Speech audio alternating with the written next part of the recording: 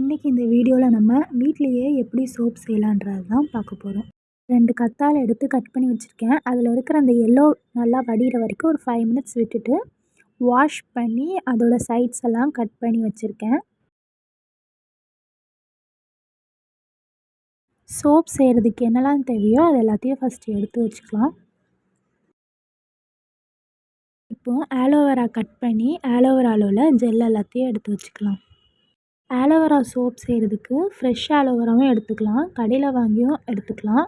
ஆனால் fresh aloe vera use பண்ணும்போது நமக்கு அது ரொம்பவே நேச்சுரலாக கிடைக்கும். கடையில் வாங்குறதுல கொஞ்சம் கெமிக்கல்ஸ் இருக்கும். ஸோ நீங்கள் வந்து வீட்லேயே ஃப்ரெஷ்ஷாக எடுத்துக்கோங்க. ஆலோவேரா யூஸ் பண்ணி சோப் செய்கிறனால ஸ்கின்னை எப்போவுமே மாய்ஸ்ச்சராக வச்சுக்கும். எடுத்து வச்சுருக்க ஜெல் எல்லாத்தையும் மிக்ஸி ஜாரில் ஆட் பண்ணி நல்லா கிரைண்ட் பண்ணி எடுத்துக்கோங்க. இந்த ஆலோவேரா சோப்போட இன்றைக்கி நான் எந்த ப்ரிசர்வேட்டிவ்ஸும் ஆட் பண்ண போகிறதில்ல. நம்ம வீட்டுக்கு யூஸ் பண்ண போகிறனால ப்ரிசர்வேட்டிவ்ஸ் இல்லாமல் நேச்சுரலாக நம்ம ஆலோவேரா ஜூஸ் மட்டுமே ஆட் பண்ணி சோப் செஞ்சுக்கலாம். இப்போது ஆலோவேரா ஜூஸை மட்டும் ஜூஸ் அரிக்கிற அரிப்பு வச்சு நல்லா அரித்து எடுத்துக்கலாம்.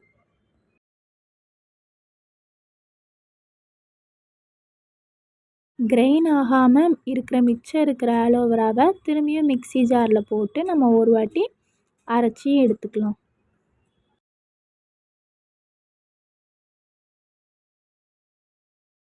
தண்ணி சேர்க்காம நல்லா ஆலோவேராவை அரைச்சி அதை வடிகட்டி ஒரு ஓரமாக நம்ம வச்சுக்கலாம். நெக்ஸ்ட்டு வந்து 83 grams of caustic soda measure பண்ணி எடுத்துக்கணும். காஸ்டிக் சோடா எடுக்கும் போது க்ளவுஸ் கண்டிப்பாக போட்டுக்கணும். காஸ்டிக் சோடா கையில் பட்டுச்சுன்னா ஒரு மாதிரி கை ஃபுல்லாக எரிய ஆரம்பிச்சிடும். ஸோ க்ளவுஸ் இல்லாமல் காஸ்டிக் சோடா யூஸ் பண்ணாதீங்க. 83 கிராம்ஸ் இதில் வந்து காற்றடிக்கிறனால எனக்கு மெஷரிங் மாறுது. பட் 83 கிராம்ஸ் கரெக்டாக எடுத்துக்கணும். நெக்ஸ்ட்டு அதை வந்து ஒரு கப்புக்கு ட்ரான்ஸ்ஃபர் பண்ணி வச்சுக்கோங்க.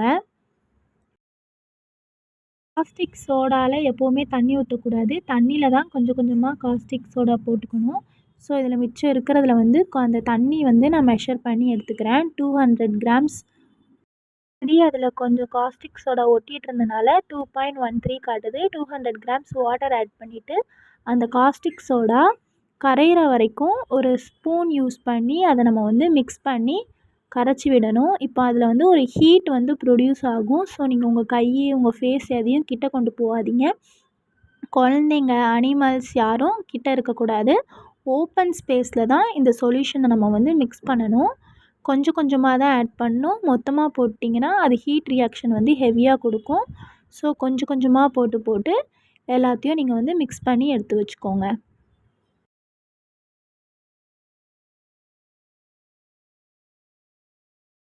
எல்லாம் நல்லா வாட்டரில் மிக்ஸ் ஆகி கரைஞ்சதுக்கப்புறம் அது ரொம்ப ஹீட்டாக இருக்கும். ஒரு ரூம் டெம்பரேச்சர் வர்றதுக்கு ஒரு 1/2 அன் ஹவர் வந்து அதை அப்படியே ரெஸ்ட் விட்டுருங்க.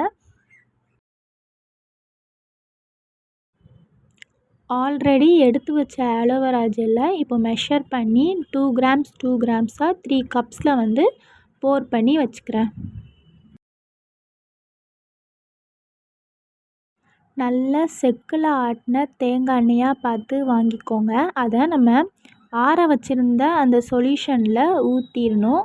ஊற்றிட்டு நல்லா கைவிடாமல் ஒரு 45 மினிட்ஸ் வந்து 40 to 45 மினிட்ஸ் வந்து பீட் பண்ணிகிட்டே இருக்கணும். உங்கள்கிட்ட பீட்டர் இருக்குது அப்படின்னா நீங்கள் பீட்டரில் 10 to 15 மினிட்ஸ் பீட் பண்ணி எடுத்துக்கலாம். இல்லாத பட்சம் கண்டிப்பாக நீங்கள் வந்து 40 மினிட்ஸ் வந்து ஸ்பூன் வச்சு அதை பீட் பண்ணி ஒரு க்ரீமி ஸ்ட்ரக்சருக்கு கொண்டு வரணும்.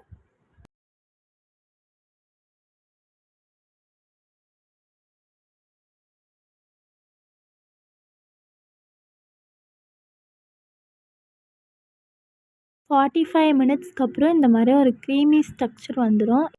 இது கூட வந்து நம்ம எடுத்து வச்சுருக்க அந்த 3 கப்ஸ் ஆஃப் ஆலோவேரா ஜெல்லையும் மிக்ஸ் பண்ணிவிட்டு நல்லா அந்த ஆலோவேரா ஜெல் வந்து இந்த சொல்யூஷனோட மிக்ஸ் ஆகிற அளவுக்கு ஒரு 10 மினிட்ஸ் வந்து அதை நல்லா மிக்ஸ் பண்ணிகிட்டே இருக்கணும்.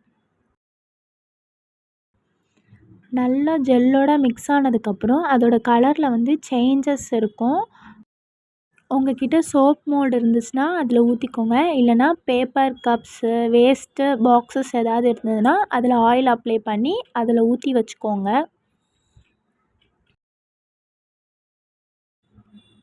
கொஞ்சம் கொஞ்சமாக ஊற்றிட்டு அதுக்கப்புறம் அதில் பபிள்ஸ் இல்லாமல் இருக்கிறதுக்காக அந்த இதை வந்து நல்லா டேப் பண்ணி எடுத்துக்கோங்க.